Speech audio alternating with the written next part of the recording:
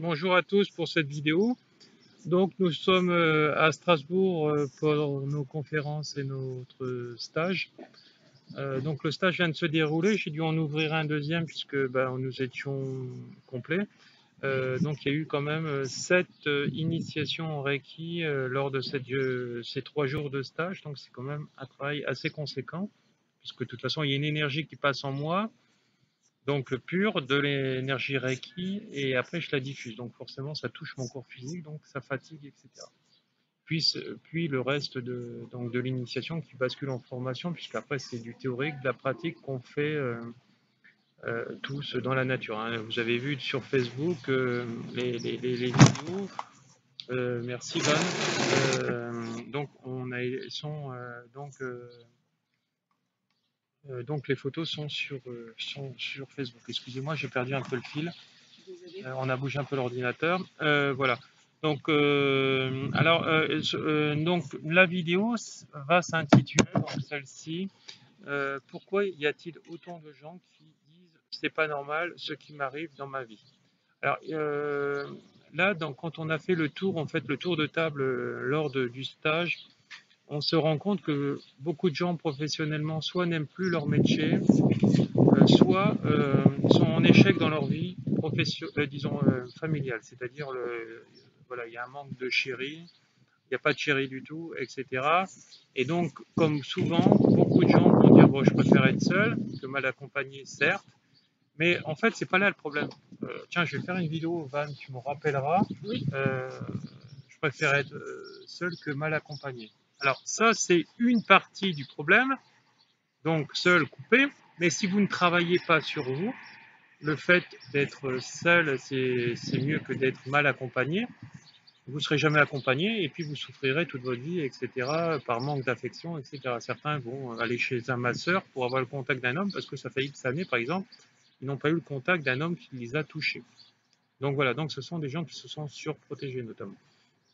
Donc voilà, comme je disais dans une autre vidéo, c'est bien de couper, mais si on fait que couper et on ne travaille pas sur soi, ça sert à rien. Si on ne travaille pas sur son développement personnel quotidiennement, ça ne sert à rien. Vos échecs resteront en échecs. Hein. Vous dépasserez vos échecs seulement à ce moment où vous aurez réglé votre problème, donc en travaillant sur vous, et ça ne va pas tomber du ciel. Hein. Donc voilà. Alors n'oubliez pas que vous pouvez briller dans les facettes d'âme du travailleur. Les facettes d'âme du sage, admettons, ne fonctionneront pas, de l'enseignant non plus, puisque c'est des facettes que vous n'aurez jamais appris à réaliser, etc. Et voilà, donc arrivé à un moment, il y a des phases dans sa vie où il faut savoir changer, parfois de conjoint, parce qu'il ne correspond plus non plus, et parfois parce que vous avez monté au taux vibratoire, etc. Alors si les deux ont travaillé sur vous, sur eux, je veux dire, et qu'ils sont toujours dans le même taux vibratoire, ils vont rester ensemble. Si les gens n'ont pas aussi travaillé sur eux, tous les deux, ils vont aussi rester ensemble dans leur vie, puisque de toute façon, ils n'ont pas plus avancé depuis qu'ils se sont connus. Donc, ce n'est pas un fait négatif de divorcer. Hein, le divorce n'est pas... voilà, surtout s'il y a un avancement de soi dans le développement personnel, etc. Arrivé à un moment donné, si vous vous autorisez, vous retrouverez quelqu'un. Alors, si vous dites « je préfère être seul que de souffrir », voilà, donc là, on sera réellement voilà, dans cette phase-là. Alors là, on est dans la nature. Qu'est-ce par taux vibratoire Le taux vibratoire, c'est la résonance de votre corps physique qui est un corps d'eau rempli d'atomes. La science le dit. Et qu'est-ce que font des atomes dans un corps d'eau? Une vibration, donc un aimant. Donc vous allez attirer à vous tout ce qui ne va pas dans votre vie et tout ce qui va aussi dans votre vie. D'accord? Donc voilà, donc c'est pour ça qu'on parle de facettes d'âme, donc mature et immature. Quand vous avez des épreuves négatives dans la vie, c'est jamais la faute des autres. Ça, c'est sûr et certain. C'est toujours de votre responsabilité. Toujours. En miroir avec l'autre. Ça veut dire que l'autre est là pour vous faire comprendre que vous devez changer en fait votre pensée, vos comportements et vos verbalisations avec les autres, donc les actions, vos propres actions, mais les actions aussi vers les autres. Voilà, donc ça c'est ce qu'on trouve dans les bons managers quand ils sont dans l'équilibre, les bons chefs de service, etc. Et justement, les mauvais chefs, ce sont des enfants immatures. Les gens qui chercheront la punition absolument, ce seront des bébés, hein, des gens irréalisés, des gens frustrés, castrés dans ces phases-là. Bébé, c'est-à-dire besoin de la bénédiction de quelqu'un, ou Oui, la je peux pas bénédiction de faire papa, seul. de maman, ou Mm. parce que on leur a fait souffrir. Et par exemple, bah, mon père était très dur. Par exemple, comme on a pu entendre autrefois certaines personnes, moi, à mon mariage, par exemple, j'ai entendu des gens, des vieilles personnes, ils disaient mes parents, ils m'ont offert une paire de draps, etc. Et puis c'était tout. Et donc mon fils aura une paire de draps. Donc voilà, ça, c'est des gens qui n'évoluent pas. Euh, les gens qui vont évoluer vont donner quand même un peu plus. Mais voilà, donc ça, c'est des bébés, les gens qui ne changent pas de position, etc., qui sont radins, qui ont aussi beaucoup d'argent, mais qui ne dépensent pas pour eux et pour les autres, puisque l'argent, c'est un vecteur, il est là pour être utilisé aussi à bon escient et pour aussi aider les autres. Hein, c'est ce que n'ont pas compris les riches. Et, disons les gros riches, etc., les riches, etc.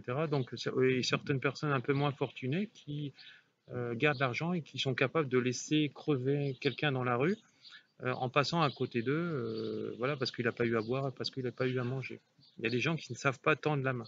Alors ça, il faut savoir que vous allez ramasser grave si vous en êtes dans ces stades-là. Alors dans cette vie ou dans la vie prochaine, parce que n'oubliez pas que tout ça, ça s'inverse. Hein. Quand vous allez être là-haut, il va y avoir une réincarnation et donc de là, le film de la vie va être redistribué. Et ce que vous n'avez pas su donner, vous devez le recevoir dans la vie prochaine, si ça n'a pas eu lieu déjà dans cette vie-là. Voilà, donc voilà, donc alors la normalité dans notre vie, il n'y a pas de normalité. Hein, donc le titre de cette vidéo, c'est pourquoi il y a autant de gens qui disent c'est pas normal. Donc il n'y a pas de normalité. La norme, c'est créé par des dogmes, par une croyance, par un système éducatif qui a été contrôlé par l'être humain. On peut le voir avec les services sociaux, notamment en France. L'autre jour, j'ai vu une vidéo, encore une dame, une crèche qui fermait. Le monsieur, donc le mari et la femme avaient créé une crèche. Et il faut savoir que les assistantes sociales qui sont liées à ça, en fait, c'est aussi un métier égrégore, assistante sociale, quand il n'est pas dans l'équilibre. C'est-à-dire qu'elle va créer plus de peur, plus de mal, pour mettre en soi-disant en sécurité un enfant, parce qu'elle-même, dans sa vie personnelle, n'est pas du tout en sécurité. Elle se sent en insécurité. Donc c'est pour ça que ces gens-là, ils vont trouver ces métiers-là. Ça relève d'une thérapie. Hein. N'oubliez pas que le métier dans lequel vous exercez va déterminer l'évolution spirituelle dans laquelle vous allez être. Après, il y a des gens qui sont dans des cheminements spirituels, à condition qu'ils soient déjà spirituels, pour changer les autres, pour essayer, en tout cas par l'enseignement, etc., par le discours, parce que ça commence comme ça, pour changer toutes ces mentalités et sortir de ce conditionnement de mouton, etc. Voilà. Donc, si vous voulez être dans l'abondance, vous y serez. Si vous voulez pas être dans l'abondance, inconsciemment, vous tirez une balle dans le pied et vous n'y serez pas. Voilà. Alors, on est riche par rapport à notre cœur, par rapport à notre intérieur. Donc là, on est heureux. Et bien sûr, l'argent vient. Mais on n'est pas que riche par rapport à son porte-monnaie. Parce que combien il y a de gens qui ont de l'argent et qui ne sont pas riches de cœur et qui sont tristes, etc., ou qui vont se Donc suicider, arriver à un malheureux. moment, ils sont malheureux. Hein, ils ont juste les billets et puis les billets d'argent, etc., donc la monnaie, et rien d'autre. Hein, ils ne sont pas riches intérieurement, etc. N'oubliez pas que non plus l'intellectualisation, les études ne fait pas de quelqu'un d'intelligent. Quelqu'un d'intelligent, c'est quelqu'un qui sait s'adapter à toutes les situations et rien d'autre. C'est pas parce qu'il a emmagasiné des tonnes d'informations. Voilà, donc c'est la société qui nous a fait croire que plus tu vas à l'école, les grandes écoles, etc., tu es quelqu'un d'intelligent. Non, puisque quand on regarde tous ces gens-là, il y en a très peu qui créent des sociétés. Hein, des sociétés où ils sont patrons, etc. Ils travaillent toujours pour les autres, etc. Voilà, voilà. Donc il n'y a pas de normalité. Il faut que vous appreniez avec vous à être vous-même, donc dans la résonance de vous, de ce cordeau, et en communication avec les autres. Alors, la personne qui va vous faire du mal, elle est là, en fait, subliminalement, pour vous faire comprendre par votre inconscient il va devoir devenir conscient par cette compréhension-là que le problème, il vous est révélé par l'autre en face, même si vous ne l'aimez pas, et que vous avez ce problème-là. Et si cette schématique revient sans cesse avec toujours le même type de personnage qui vient dans votre vie, c'est parce que vous avez refusé de voir les signes dans cette vie. Voilà. Pourquoi les gens ils prennent l'expression, Laurent, oh, c'est pas normal? On entend souvent. Parce qu'en fait, ces Oui. gens-là, ils se croient comme des culs bénits, hein, excusez-moi cette expression, mais ils croient qu'ils sont parfaits et ils trouvent pas ça normal qu'on va leur faire du mal. Alors par exemple, même si au boulot vous tombez sur des gros pervers, etc., ce sont des gens immatures. Ces gens-là, bah, de toute façon, arrivés à un moment donné, ils vont ramasser dans la vie en récupérant des ulcères, des cancers et d'autres choses, etc. Et vous, si ça doit se fermer, c'est parce que derrière, il y a une très grande porte qui s'est ouverte et vous devez venir vous la prendre, cette porte, pour rentrer, pour créer encore plus de vibrations, etc. Parce que derrière, vous avez émis une intention et d'un rêve de se sortir même inconsciemment de cette société, de ce boulot, pour devenir vous-même votre propre patron et gagner 10 fois, 100 fois, 2000 fois plus, 1 million de fois plus que dans le monde de l'entreprise. Voilà, hein, qui n'est là que pour enrichir en fait les actionnaires ou pour le gouvernement. Voilà, hein, voilà. Donc même ceux qui sont à des postes hiérarchiques dans le fonctionnariat, non, non, je vous rassure, vous n'avez pas réussi votre vie. Vous réussirez votre vie seulement quand vous serez patron, indépendant vous-même et que votre affaire marchera. Et rien d'autre. Vous n'aurez de compte à rendre à personne. Voilà. Là, à ce moment-là, oui, vous aurez réussi votre vie. Voilà. Dès que tu travailles pour la société, tu n'as pas réussi ta vie. Voilà, hein, parce que tu travailles toujours pour quelqu'un d'autre. Voilà, hein, alors c'est vrai que, comme on dit, un âne, t'as beau donner une carotte à un âne, s'il ne veut pas avancer, il n'avancera pas. Donc bah, ces gens-là, ils vont encore retrouver une autre institution fonctionnariale et dire, bah, voilà, je vais être gestionnaire, etc., à 1000, 2000 euros, etc. Puis voilà, tranquille tous les soirs, etc. Mais sauf que bah, si tu avais eu un peu plus de courage et si tu étais si intelligent, bah, tu serais entrepreneur et tu gagnerais 10 000, 50 000 euros par mois, voire plus. Et voilà, et donc, voilà, donc, et puis tu ferais ce que tu veux de ton temps libre, même pendant les heures de travail. Voilà. Tandis que quand tu es derrière un travail, que tu aies du boulot ou que tu n'en aies pas, bah, tu es obligé de faire semblant de travailler. Sinon, tes chefs ils vont descendre et puis tu es toujours obligé de cirer les pompes de tes chefs. Hein, et, comme tous mes chefs de service que j'ai connus quand je travaillais dans le monde du fonctionnariat, c'était tous des cireurs de pompes et des susboules. Voilà, parce que en fait, dans le monde du fonctionnariat, c'est soit l'examen que tu vas passer, ou soit au cirage de pompe, etc., que tu vas faire à ton chef, etc. Donc tu vas être obligé de dire comme lui, etc., sinon ils vont te casser. Voilà. Tu as quelque chose à rajouter, Van? Ben, je suis en réflexion quand tu disais réussir sa vie. Alors, faut faire attention, faut pas Est-ce que confondre c'est réussir relatif? sa vie et réussir dans la vie. C'est réussir sa vie qui est le plus important. Réussir dans la vie, ça vaut rien. Oui. Hein, c'est pas parce que vous allez être, je sais pas moi là, je prends un exemple, colonel de gendarmerie, que vous avez réussi votre vie. Hein. Vous n'êtes qu'un mouton dans ces phases-là. Donc après, je n'ai rien contre ces gens-là non plus. Certains vont dire il en faut, etc. Non, non, il en faut pas. Pourquoi? Parce que en fait de compte, à la base, si chacun travaillait pour soi, il n'y aurait pas besoin de police, il n'y aurait pas besoin de militaires, parce que les pays n'appartiennent à personne à la base. Ça a été juste vampirisé par des gens négatifs, etc. Et après, on a créé encore des croyances avec des drapeaux, des nationalités, etc. Et à la base, nous sommes tous des frères et sœurs. Et n'oubliez pas que la justice divine existe réellement. Donc si la justice divine existe réellement, à quoi ça sert d'avoir une justice sociétaire? Et en plus, la justice divine est gratuite. Donc ce que tu sèmes, tu récolteras. Donc on est puni 3 fois. On est puni par la justice donc sociétaire, juste par le jugement des autres, et encore par la justice qui est liée au karma, la justice divine. Et donc ça fait beaucoup. Il y en a deux qui ne servent à rien, les deux premières, notamment la justice karmique, elle sert, puisque de toute façon on doit revenir, etc., ou dans cette vie on doit régler certaines épreuves. Voilà, donc c'est pour ça que toutes ces professions, arrivé à un moment, de toute façon la Terre va monter de plus en plus en égrégore, donc les militaires, on n'en aura plus besoin, et de toute façon ils n'arriveront plus à recruter. Ça c'est sûr et certain, ils n'arriveront plus à faire le plein de leurs bateaux, leurs compagnies, etc. Donc voilà. Donc c'est pour ça que les gens ils vont vouloir se déconditionner un maximum et c'est pour ça qu'il faut aller vers le développement personnel.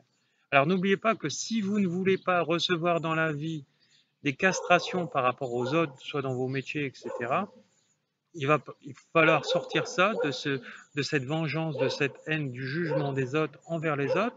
Et par exemple, comme j'ai pu avoir un monsieur un jour qui vient voir en consultation quand j'étais à Toulon et dire voilà, je suis sous-marinier, j'ai envie d'être officier pour déglinguer en fait tous les autres qui m'ont de ce qu'on m'a fait, parce que mes officiers étaient des pervers narcissiques. C'est ce que ce monsieur me disait en thérapie.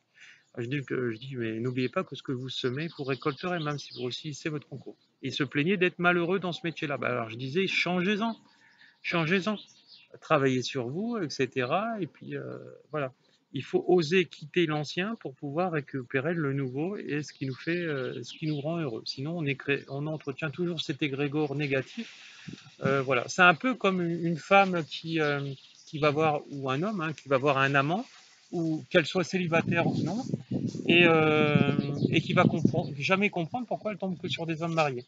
C'est exactement la même chose. C'est-à-dire que tant que tu coucheras avec des hommes mariés ou des gens en couple, ah bah, tu n'attireras pas un compagnon célibataire dans ta vie. C'est l'égrégore encore, c'est la vibration. Voilà. Et donc l'homme marié ou etc. ou la femme mariée, elle entraînera cet égrégore et donc la relation de couple, même si la femme ou l'homme ne sait pas qu'il est cocu, eh ben, la relation n'ira pas. Ils resteront par conformisme, par sécurité de la belle maison, de la belle voiture, du beau bateau, etc. Et ce sont des gens qui seront toujours en manque d'amour parce qu'en fait leur compagnon ne va pas les aider, les aimer, parce que lui, de son côté, il fait exactement la même chose, même s'ils ne le savent pas. Voilà, donc ça, moitié relation, voilà, moitié quelque chose. voilà, c'est une moitié. Donc pour être pleinement, il faut s'assumer pleinement, s'investir. Et donc après, il faut que les choses soient posées. Donc voilà, avec le respect. Avec le respect, si on décide de faire quelque chose avec quelqu'un de célibataire, il faut se mettre en accord avec lui ou avec elle et être dans le respect, ce que je prends, tu le prends, etc. Donc on est dans le point d'équilibre. Mais derrière, s'il y a quelqu'un qui est trompé et qui est floué, la pyramide, elle se casse la figure ou la balançoire, et puis il n'y a pas de point d'équilibre. Donc voilà, donc c'est ce qu'il faut trouver. Donc voilà, donc il n'y a pas de normalité. Et si vous voulez trouver votre point d'équilibre, il va falloir travailler sur vous. Alors si vous n'y arrivez pas seul, venez me voir. Voilà, par exemple, il y a encore un stage sur Strasbourg du 9 et 10 juillet. Et après, nous partons sur Arras, donc faire des stages pendant 2-3 jours. Et après sur Rochefort et après sur Sifour. Voilà, donc si vous voulez en savoir plus, vous me contactez en privé et on vous répondra. Tu as encore quelque chose à dire, Van? Voilà, donc là, il n'y a pas de normalité. Ce qu'il faut, c'est trouver ce point d'équilibre qui est en nous et qui est lié en fait au respect. C'est le point essentiel, c'est ce que j'arrête pas de dire à mes enfants. Si tu veux être respecté, respecte les autres. Il n'y a pas de truc. Et après, s'ils s'énervent, s'ils disent des grossièretés, voilà, tu diras, tu leur dis, tant que tu n'auras pas compris, tu vas ramasser du non-respect, etc. Sans arrêt, sans arrêt, sans arrêt. Je vous remercie, beaucoup d'amour. Merci. Merci, au revoir.